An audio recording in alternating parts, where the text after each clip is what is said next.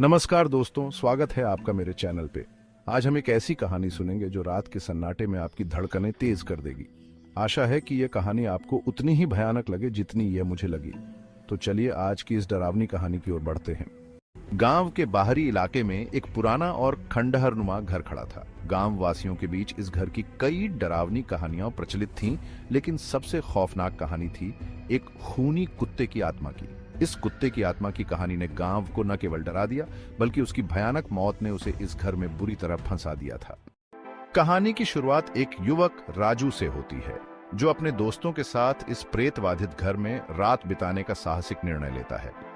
राजू, नीरज, सुमित और पूजा, इन चारों ने सोचा कि वे इस डरावनी कहानी की सत्यता को चुनौती देंगे।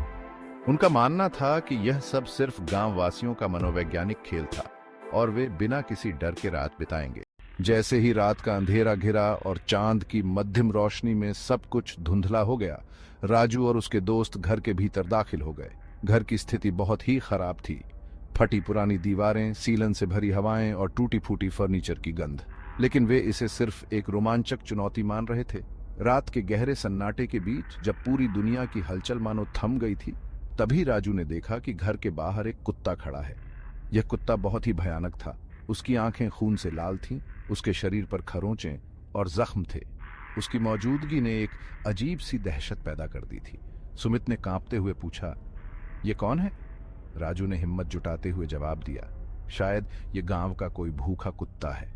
लेकिन उसकी आंखों में छिपी हुई क्रोध और घृणा की झलक ने सभी को असहज कर दिया। जैसे जैसे रात गहराती गई, कुत्ता घर के चारों ओर चक्कर लगाता रहा।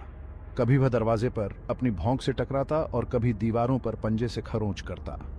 उसकी लगातार गतिविधियों ने चारों को परेशान कर दिया, लेकिन वे इसे बस एक आवारा कुत्ते की हरकतें मानते रहे।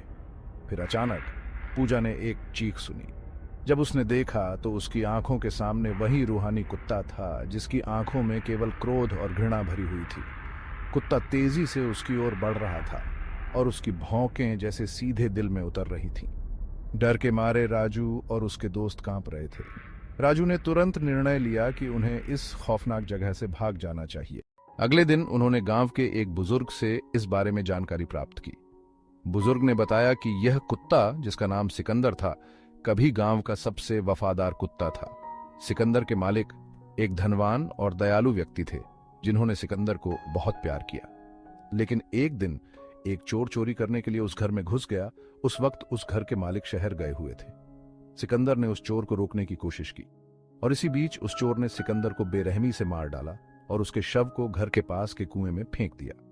सिकंदर की मौत अत्यंत दर्दनाक थी और उसकी आत्मा अब भी उस घर में भटक रही है, बदला लेने की खोज में। बुजुर्ग ने बताया कि सिकंदर की आत्मा हर उस व्यक्ति को डराती है जो उसके घर में रात बिताने की कोशिश करता है।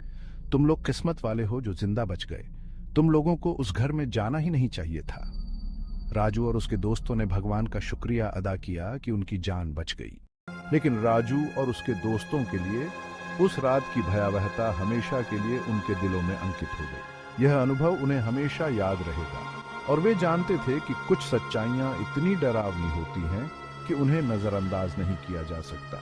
यह कहानी उन सभी के लिए एक चेतावनी थी कि कभी कभी डर और सत्य के बीच का अंतर बहुत ही महीन होता है। आज भी उस कुत्ते की आत्मा उस घर के बाहर बैठी अपने कातिल का इंतजार कर रही है। आज की कहानी आपको कैसी लगी, मुझे कमेंट करके जरूर बताएं। अगर आपको यह कहानी पसंद आई हो तो लाइक करें और अपने दोस्तों के साथ शेयर करें। ऐसे ही दिलचस्प कहानियों के लिए चैनल को सब्सक्राइब करना न भूलें। जल्द ही मिलते हैं एक नई कहानी के साथ।